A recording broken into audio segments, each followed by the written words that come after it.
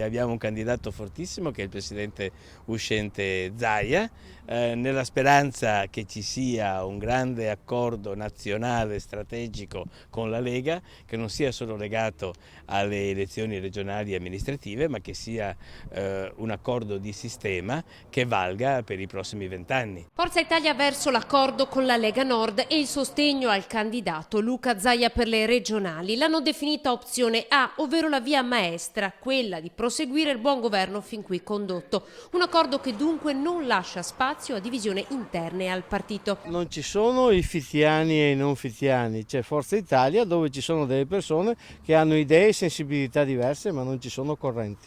Militanti di Forza Italia oggi ricompattati dietro al leader Silvio Berlusconi, nel nome, spiegano, di un ruolo decisivo del Veneto per la politica del partito a livello nazionale. Il grande impegno di Forza Italia per avere liste fortissime a livello provinciale per le regionali, talché si è pure prospettata l'idea di candidare tutti i parlamentari, senatori e deputati per rafforzare le liste, ovviamente come testimonianza, ma non solo, come testimonianza di un grandissimo impegno sul Veneto. In lista dunque anche i parlamentari. Intanto i due leader, Berlusconi e Salvini, starebbero preparando un accordo di programma per unire il polmone riformatore moderato di Forza Italia, spiegano, e quello federalista territoriale della Lega Nord. Sicuramente il Veneto si fa sentire, conta sul tavolo nazionale. Abbiamo portato questa strategia perché vogliamo continuare, ripeto, il buon governo con una classe dirigente che avrà innesti nuovi e esperienze consolidate.